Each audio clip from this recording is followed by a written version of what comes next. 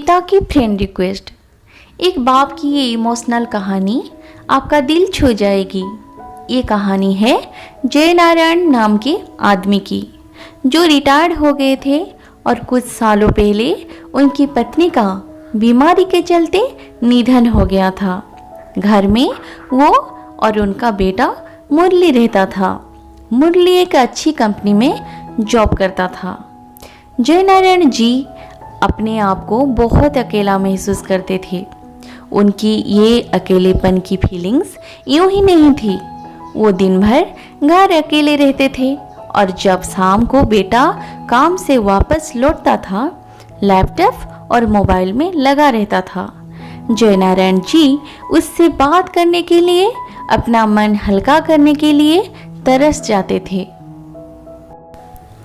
ऐसा काफी लंबे समय तक चलता रहा। जय नारायण जी ने सोचा कि अब उन्हें ही कुछ करना पड़ेगा। उनके पास एक सिंपल कीपैड वाला मोबाइल था, इसीलिए उन्होंने अब एक नया एंड्रॉयड फ़ोन ले लिया।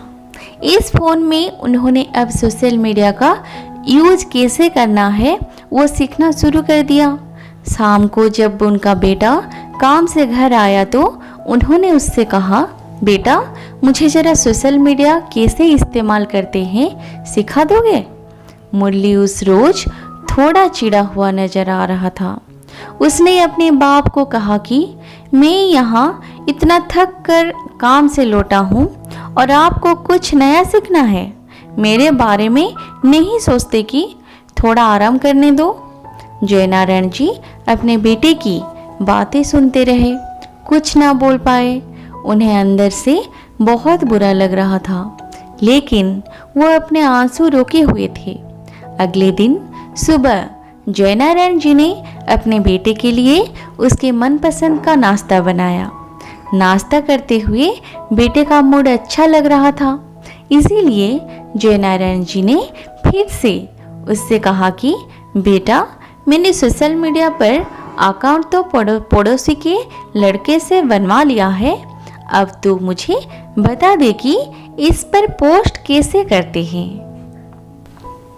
अपने बाप की बातें सुनकर इस बार मुरली जोर जोर से हंसने लगा और कहने लगा, क्या पापा आप भी इस उम्र में कहाँ सोशल मीडिया के चक्कर में पड़ रहे हो?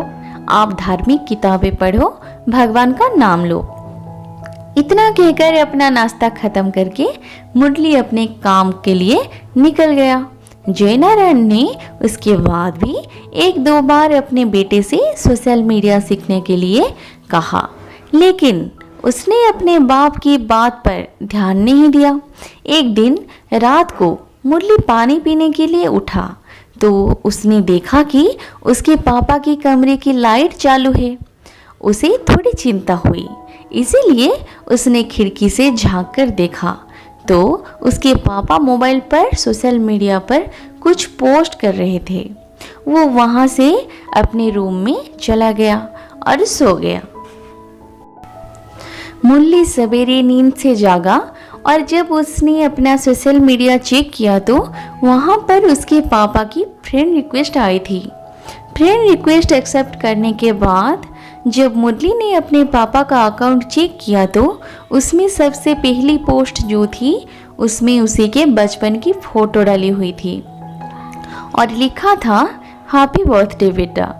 मुरली को अब रियलाइज हुआ कि क्यों उसके पापा सोशल मीडिया सीखने के लिए इतने पीछे पड़े हुए थे और क्यों ये काम उनके लिए इतना ज़्यादा इम्पोर्टेंट था।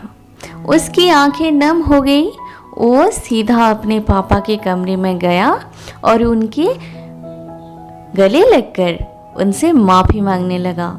दोस्तों, हम उन चीज़ों को ज़्यादा महत्व देते हैं जो कीमती है, लेकिन अमूल्य चीज़ों को अनदेखा कर देते हैं।